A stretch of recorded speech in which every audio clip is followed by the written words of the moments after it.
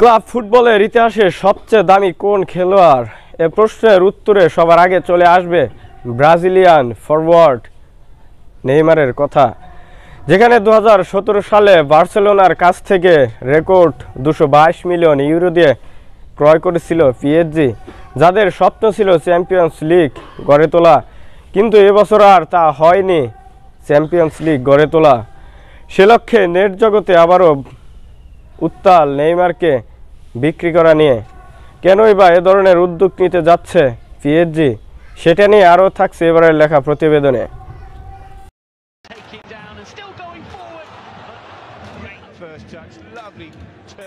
বর্তমান যুগে সবচেয়ে দামি খেলোয়াড়দের মধ্যে অন্যতম একজন খেলোয়াড় নেইমার।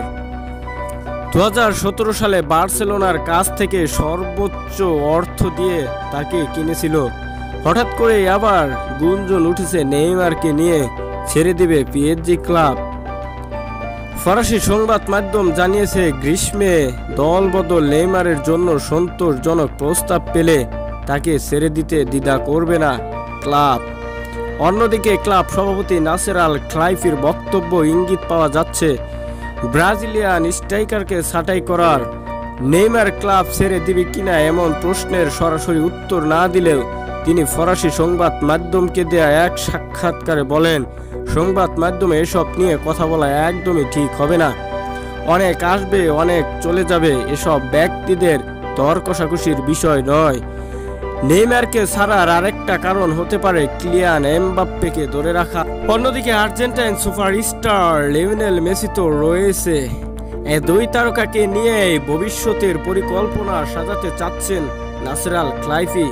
তিনি আরও বলেন, অন্যদিকে নেইমার বেশিরভাগ সময় ইনজুরিতে পড়ে থাকেন, এমনিতেই থাকেন মাঠের বাইরে।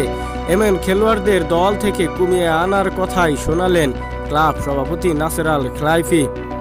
তবে পিএসজিকে দেয়া প্রতিশ্রুতি পূরণ করতে চান নেইমার। কিছুতেই প্যারিস ছাড়তে চান না নেইমার, এমনটাই জানিয়েছে তার সাবেক এজেন্ট ওয়েগনার রিকেইরো। এমনটাই যদি হয়, নেইমারের পরবর্তী গন্তব্য কোথায় হবে সেটাই এখন দেখার বিষয় তার ভক্তদের। শহীদুল ইসলাম শহীদ, অল স্পোর্টস।